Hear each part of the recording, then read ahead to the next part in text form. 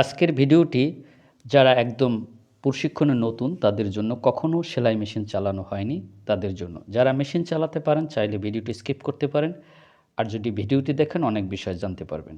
৫ মিনিটের এই ভিডিওটি দেখেই কারো সাহায্য ছাড়াই আপনি ঘরে বসেই টেইলারিং মেশিন আপনি নিজে নিজে চালাতে পারবেন। তো শুরু থেকে স্কিপ না করে পুরো ভিডিও দেখেন, তাহলে আপনি পুরো বিষয়টা অবগত হবেন। নিয়মিত এ ধরনের ঘরে বসে ভিডিও পেতে কিংবা প্রশিক্ষণ নিতে চ্যানেলটি সাবস্ক্রাইব করে দিতে পারেন। ভিডিওটি শেয়ার করে অন্যকে দেখার সুযোগ করে দিতে পারেন। আপনার নির্দিষ্ট মতামত কমেন্ট বক্সে জানিয়ে দিতে পারেন এবং ভিডিওতে লাইক করতে পারেন। এটি একটি টেইলারিং মেশিন বা সেলাই প্রশিক্ষণের মেশিন বা সেলাই করার মেশিন, যে যেটাই বলি না কেন। তো এই মেশিনটা কীভাবে চালাতে হয় আজকের ভিডিওতে পুরোপুরি আমি আপনাদের দেখিয়ে দেওয়ার চেষ্টা করব ইনশাআল্লাহ। তো আমরা চলে যাচ্ছি আজকের এই মেশিন চালানোর প্রশিক্ষণের দিকে। প্রথমে এই যে হুইলটা দেখতেছেন, পায়ের হুইলটা, এখানে একটি খাপের মতো থাকে, এটার সাথে ফিতাটা লাগিয়ে নিতে হবে। আমি আপনাদের লাগিয়ে দেখিয়ে দিচ্ছি কীভাবে ফিতাটা লাগিয়ে নিতে হয়। এভাবে লাগিয়ে নেওয়ার পরে আপনারা পা রাখবেন। এই যে পাদানি যেটাকে বলা হয়, যেটার উপর পা রাখা হয়, এই পায়ের উপর পা রাখবেন। তারপর হাতের হুইলটা ঘুরিয়ে দেবেন নিজের দিকে। নিজের দিকে যদি ঘুরে, এটাই হচ্ছে সঠিক প্রক্রিয়া, উল্টো দিকে ঘুরলে হবে না। উপরের হুইল ঘোরানোর সাথে সাথে পাদানিটা আপ এবং ডাউন হবে, অর্থাৎ একবার আপনার দিকে আর একবার সামনের দিকে যাবে। তো উপরের হুইল ঘোরানোর পরে আপনার পাদানিটা যেদিকে যাবে ওই দিকে আপনি চাপ রাখলেই মেশিনটা সঠিক প্রক্রিয়া আপনার নিজের দিকে ঘুরবে, তখন মেশিনটা চলবে। অর্থাৎ এইটাই হচ্ছে সঠিক প্রক্রিয়া। যদি অন্য দিকে দেন তাহলে উল্টো ঘুরবে, সুই ভেঙে যাবে, সুতো ছিঁড়ে যাবে। তো প্রথম অবস্থায় সর্বপ্রথম একজন ব্যক্তিকে সুই সুতো ছাড়া সেলাই শিখতে হয়, মেশিন চালানো শিখতে হয়। প্রথমে এভাবে, আমি এখানে সুতো দেইনি, প্রথমে এভাবে করে দিয়ে আপনি শুধু কাপড় দিয়ে আপনি এভাবে করে মেশিনটাকে চালানো শিখবেন। ১০ মিনিট, ২০ মিনিট, আধা ঘন্টা হাত ইজি করার জন্য এভাবে চালাবেন এবং দৃষ্টিটা আপনার নিডেল বরাবর যেখানে সুইটা আপ ডাউন করে ওখানে রাখবেন। এভাবে সেলাই করার পরে অনেকক্ষণ করার পরে ১ বার, ২ বার, ৫ বার, ১০ বার, যার যতটুকু লাগে, হাত ইজি হওয়ার পরে আপনি যখন পুরোপুরি চালাতে পারবেন তখন অবশ্যই সুতো দিয়ে ট্রাই করবেন।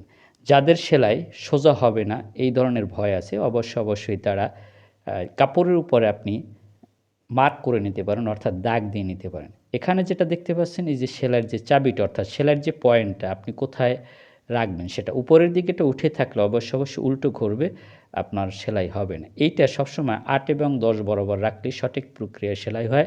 এছাড়াও নিজের ইচ্ছা মতো বড় ছোট আপনি করে নিতে পারবেন। তারপর আপনি সুতা লাগিয়ে নেবেন। সুতা কিভাবে লাগাতে হয় আমি এখানে দেখিয়ে দেওয়ার চেষ্টা করতেছি।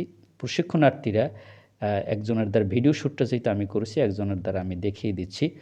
তো এটা হচ্ছে আমার প্রশিক্ষণ প্রোগ্রামের মেশিন ট্রেনিং থেকে আমি ভিডিও শ্যুটটা করেছি, যারা প্রশিক্ষণ কেন্দ্রে আসতে পারেন না তাদের জন্য। এইভাবে করে, যেভাবে আপনারা ভিডিওতে দেখেছেন, এইভাবে করে সুতাটা নিয়ে তারপর যদি আপনি এভাবে সুইটাকে নিচে একবার দিয়ে এটাকে আপ ডাউন করে নেন, তাহলে ববিন কেসের সুতাটা উঠে আসবে।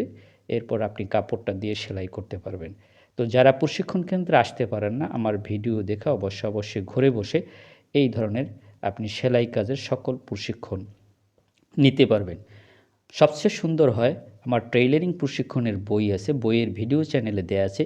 একটি বই সংগ্রহ করে আর যদি নিয়মিত ভিডিও দেখেন, কারো সহযোগিতা ছাড়া, কোনো প্রশিক্ষণ কেন্দ্রে যাওয়া ছাড়াই আপনি খুব সহজে ঘরে বসে কাপড়ের হিসাব, ড্রয়িং, কাটিং, সেলাই সহ সকল বিষয় আপনি শিখতে পারবেন। তো এভাবে হয়ে যাবে আপনার সেলাই কাজ। যেভাবে এখানে দেখতেছেন এইভাবে করে আপনি চালালেই, আপনি যদি দৈনন্দিন একটা রুটিন করে ১ সপ্তাহ মেশিন চালান, তাহলে আপনি সকল প্রকার সেলাই হবে। এটা দেখিয়ে দেওয়া হচ্ছে কীভাবে শেষের মাথায় যেই সেলাইটা দেওয়া হয়, মোটা করে আপ ডাউন করে দেওয়া হয়, যেটাকে ক্যাচা বলা হয়, সেই জিনিসটা দেখিয়ে দেওয়া হচ্ছে যে কীভাবে ববিন কেসে আপনি সুতা লাগাবেন।